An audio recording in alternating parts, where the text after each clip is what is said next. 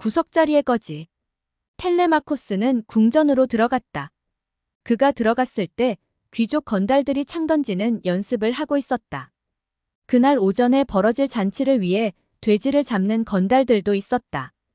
건달들은 겉으로는 텔레마코스에게 깍듯이 예의를 갖추어 인사했다. 하지만 그들은 텔레마코스의 변한 모습에 적잖이 놀라는 것 같았다. 아닌 게 아니라 소년인 줄로만 알고 있던 텔레마코스가 그들에게 위협을 가할 만큼 어엿한 대장부가 되었으니 놀랄만도 했다. 건달들은 적당한 때가 오면 텔레마코스를 제거해야겠다고 생각했다. 그러나 텔레마코스도 그걸 알고 있었다. 그는 자기를 죽이려던 안티노우스 일당이 사모스 섬의 절벽 밑에서 숨어 있었다는 사실을 잊지 않았다. 텔레마코스는 알고 있었을 뿐 내색은 하지 않았다. 돼지치기 에우마이오스로부터 아들이 왔다는 사실을 미리 통보받고 있던 어머니 페넬로페는 자기 방에서 아들을 맞았다. 페넬로페는 건달들에 대한 분노와 아들을 맞는 기쁨이 어우러진 복잡한 감정을 눈물로 표현했다. 텔레마코스는 어머니를 위로했다. 그는 어머니에게 자기가 수집한 정보에 따르면 아버지는 고향으로 돌아오고 있음에 분명하다고 말했다. 그는 어머니에게 진실을 말하고 싶었다. 아침까지 아버지 오디세우스와 함께 있다가 아버지는 돼지치기에 오두막에 남겨두고 왔다는 말을 하고 싶었지만 그는 아버지의 당부를 생각하고 침묵을 지켰다. 한편 에우마이오스는 텔레마코스의 심부름을 마치고 다시 돼지치기 오두막으로 돌아갔다. 그가 오기 직전에 아테나 여신이 나타나 오디세우스의 모습을 늙은 거지로 되돌려 놓았기 때문에 그는 옛 주인을 알아볼 수 없었다. 늙은 거지는 한시바삐 궁전에 들어가고 싶다면서 우겼다.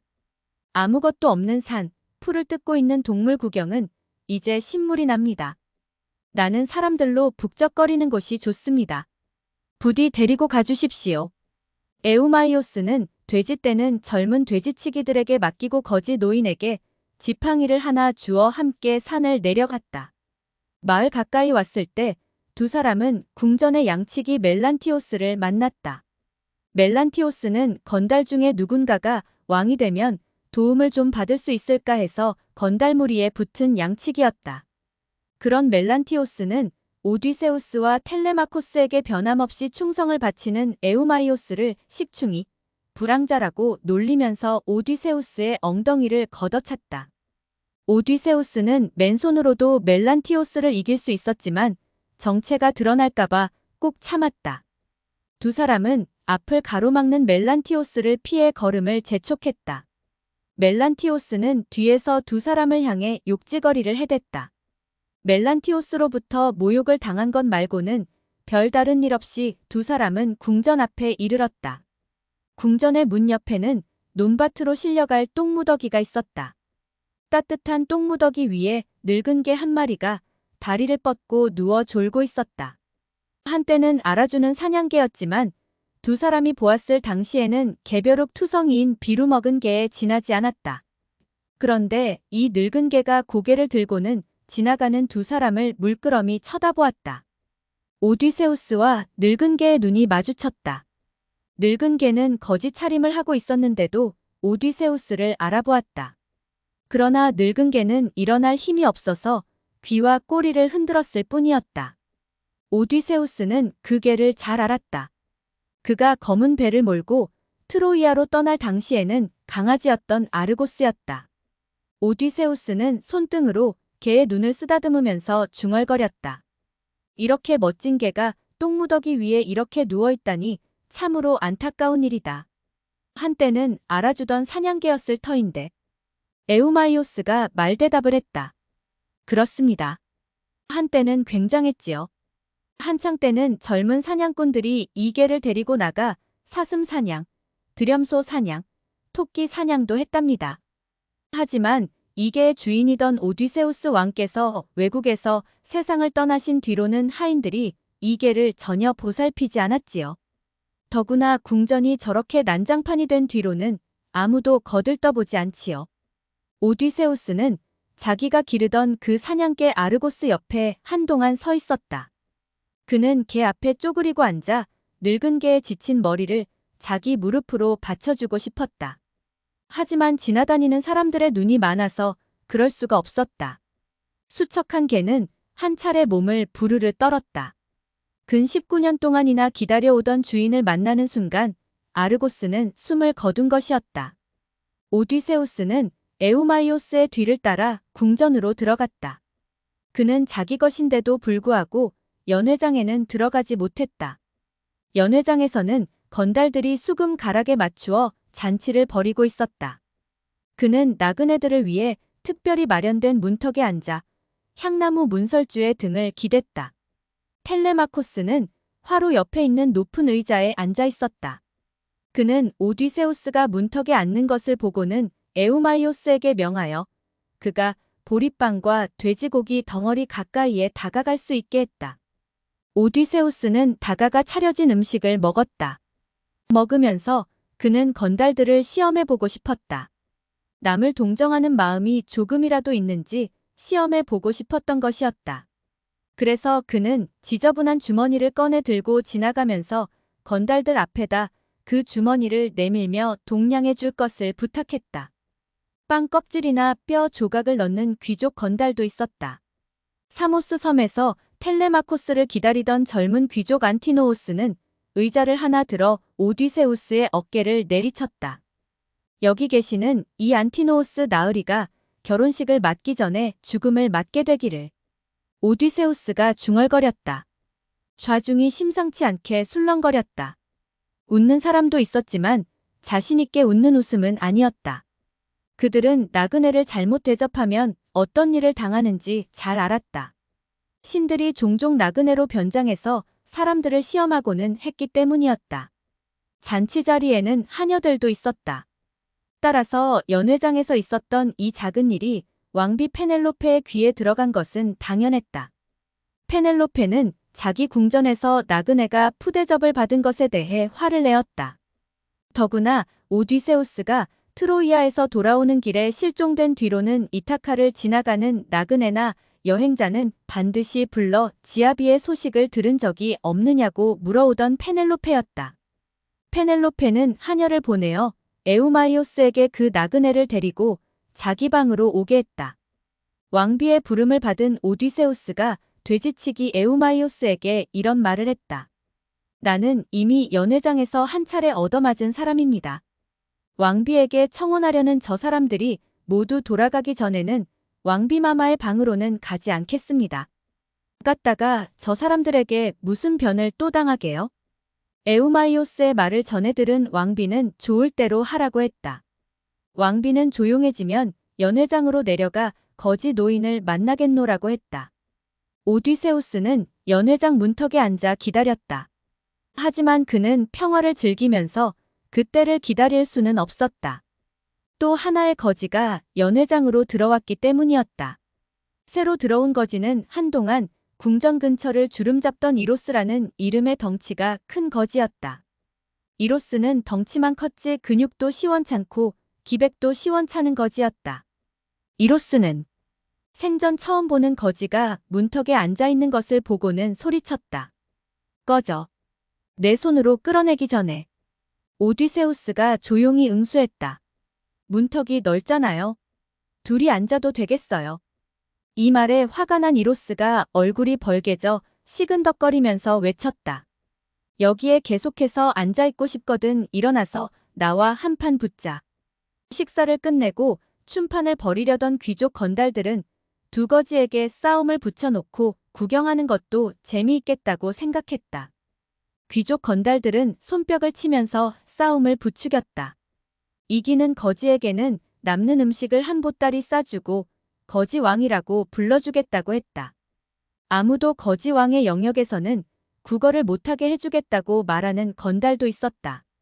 싸움을 피할 수 없겠다고 생각한 오디세우스는 윗도리를 벗었다. 오디세우스의 팔과 어깨의 근육을 본 이로스는 아무래도 싸워봐야 얻어맞기만 하겠다는 생각이 들어 꽁무니를 빼려고 했다.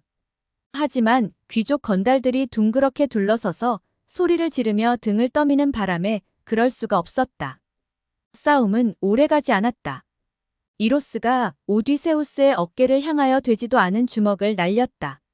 그러나 오디세우스의 주먹은 이로스의 주먹이 날아오기도 전에 정확하게 이로스의 왼쪽 귀 밑에 꽂혔다. 이로스는 연회장 바닥에 나가떨어져 코와 입으로 피를 쏟았다. 오디세우스는 이로스를 끌어 문 옆의 벽에 등을 기대게 했다. 이로스는 등을 기대고 앉은 채 피를 흘렸다. 귀족 건달들은 배를 잡고 웃으면서 오디세우스를 새 거지왕이라고 부르면서 환호했다. 환호하는 귀족 건달들에게 오디세우스가 한마디 했다. 궁전의 연회장을 이렇게 난장판으로 만들다니 참 한심하십니다. 모두 댁으로 돌아가세요. 이 궁전의 주인이 돌아와 자기 궁전 연회장이 돼지 우리 꼴이 되어 있는 것을 보면 좋아할까요? 오디세우스의 말에 화가 난 귀족 건달들 중 에우리마코스라는 건달이 걸상을 하나 집어 오디세우스를 향해 던졌다. 오디세우스가 살짝 몸을 틀자 걸상은 벽 앞에 놓여있던 찬장에 가서 맞았다. 찬장에 놓여있던 무수한 포도주 그릇이 떨어져 산산조각이 났다. 건달들은 그게 재미있었던지 다시 소리를 질러 환호했다. 실컷 먹고 마신 젊은 건달들이 하나둘씩 저희들 집으로 돌아갔다. 오디세우스와 텔레마코스는 벽에 걸려있던 무기를 모조리 모아 지하 창고로 옮기고는 문을 자물쇠로 채웠다. 일이 끝나자 텔레마코스는 궁전 안채에 있는 자기 방으로 올라갔다. 오디세우스는 벽난로 불빛이 비칠 뿐 여전히 어두운 연회장 구석자리에서 페넬로페가 오기를 기다렸다. 하녀들이 먼저 내려왔다. 하녀들은 저희들끼리 웃고 떠들어대면서 잔치 자리를 치웠다. 하녀들은 거지가 그때까지도 어두운 구석자리에 있는 것을 알고는 외마디 소리를 질렀다. 하녀 가운데 하나인 멜렌토는 거지를 쫓아내려고 거지의 귀 밑에다 횃불을 갖다 대었다. 그러나 바로 그때 연회장으로 들어오던 페넬로페가 하녀를 꾸짖고는 그 횃불로 연회장 중앙의 난로에 불을 지피고는 그 옆에 의자를 갖다 놓게 했다. 오디세우스가 먼저 의자에 앉았다. 하녀들이 물러가자 페넬로페도 희뿌연 양가죽을 깐 자기 의자에 앉았다. 페넬로페가 먼저 그에게 이름은 무엇이며 어디에서 왔느냐고 물었다. 정체를 밝힐 준비가 되어 있지 않던 오디세우스는 또 하나의 이야기를 지어냈다. 저는 크레타의 왕자입니다만 트로이아 전쟁에는 참전하지 못했습니다.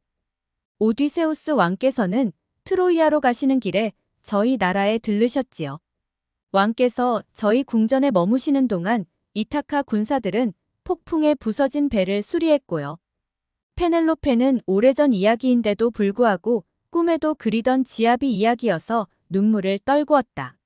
하지만 당시 페넬로페를 찾아와 오디세우스를 이야기하는 나그네들 중에는 가짜가 너무 많았다. 그래서 페넬로페는 거지 노인을 시험하기 위해서 물었다. 오디세우스 왕이 어떤 옷을 입으셨던가요?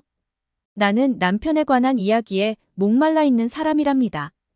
오디세우스는 속으로 웃었다. 그러나 그는 진지한 말투로 왕비의 물음에 대답했다. 보라색 겹 겉옷을 입고 계셨지요.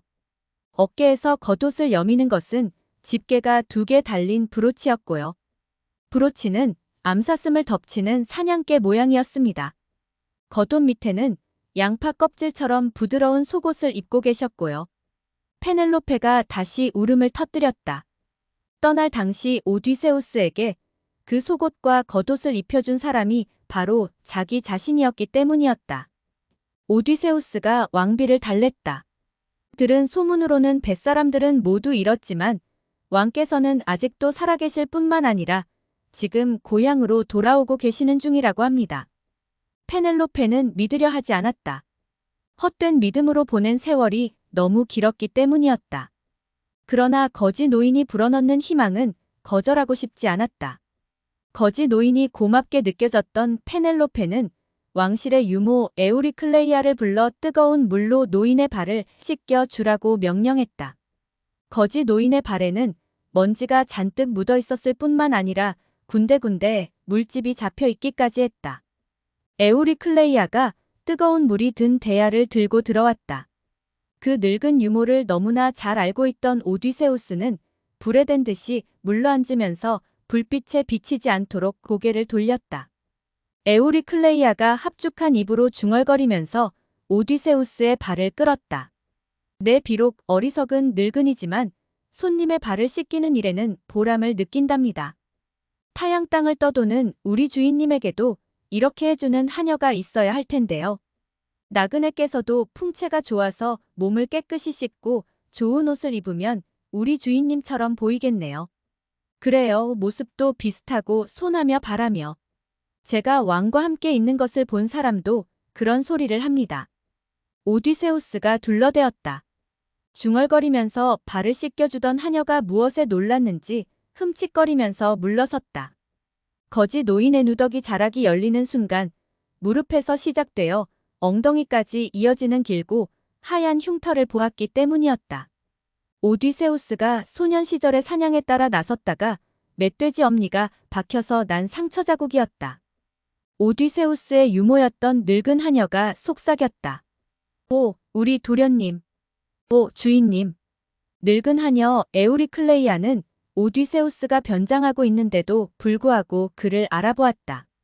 하녀는 늙은 사냥개 아르고스 다음으로 오디세우스의 정체를 알아본 사람이기도 했다. 에우리클레이아는 손에 잡고 있던 오디세우스의 발을 첨벙 소리가 나게 대야에 떨어뜨리고는 옆에 앉아있던 페넬로페에게 주인이 돌아왔다고 소리를 지르려 했다. 그때 아테나 여신이 페넬로페의 주의를 다른 데로 돌려버렸다. 아테나 여신이 오디세우스의 정체가 밝혀지기는 이른 것으로 판단했기 때문이었다. 오디세우스는 한 손으로는 늙은 유모의 입을 막고 다른 한 손으로는 유모의 귀를 가까이 끌어와서 속삭였다. 유모, 조용히 하세요. 내가 죽는 것을 바라시오? 오디세우스의 뜻을 이해한 유모가 고개를 끄덕였다. 오, 도련님, 조용히 하고 말고요. 돌처럼 가만히 있고 말고요. 유모는 이렇게 말하고는 떨리는 손으로 오디세우스의 발 씻기를 끝마쳤다. 유모가 발을 씻기고 그 발에다 올리브 기름을 발라 문지른 다음 대야를 들고 나갔을 때에야 페넬로페는 거지 노인 쪽으로 시선을 돌리면서 걱정스러워하는 말투로 중얼거렸다. 오디세우스가 빨리 돌아오지 않으면 나는 저 건달 중 하나를 새 주인으로 섬겨야 할지도 모릅니다. 하지만 내가 어떻게 바라지도 않은 사람을 골라 시집 갈 수 있겠어요? 오디세우스가 엄숙한 말투로 왕비에게 말했다. 무슨 대회를 여시지요? 거기에서 우승하는 사람에게 시집 가시면 되지요. 페넬로페는 아무 대꾸도 하지 않고 물레가락에 실을 감는 일에만 열중했다. 그러다 무슨 생각이 떠올랐는지 물레가락을 떨어뜨리고는 연회장 천장을 올려다보면서 중얼거렸다. 그래요. 오디세우스의 활이 아직도 궁전 어딘가에 있어요. 오디세우스가 아니면 이 세상의 어느 누구도 쏠 수 없는 활이지요. 남편은 젊은 시절 도끼 고리를 관역으로 삼아 고리 사이로 화살을 쏘아 넣고는 했어요. 한 개도 아니고 도끼 12자루를 나란히 늘어놓고는 화살을 쏘아 12개의 고리를 다 지나가게 하고는 했는데 정말 굉장한 재주였지요. 그래요. 활쏘기 대회를 열어야겠어요. 누구든지 내 남편의 활을 구부리고 화살을 쏘아 12개의 도끼고리를 모두 지나가게 하면 새 주인으로 모시겠어요. 그런 사람이 나타나면 시집와서 이날이 때까지 살아온 이 궁전에 이별을 고하겠어요. 그렇다면 내일 대회를 여세요. 이것은 내 생각입니다만 우승하는 사람이 나오기 전에 오디세우스 왕이 여기에 와 있을지도 모르겠습니다. 페넬로페는 한참 거지 노인을 바라보다가 일어나 하녀들이 기다리고 있는 침실로 올라갔다. 구독과 좋아요 부탁드립니다.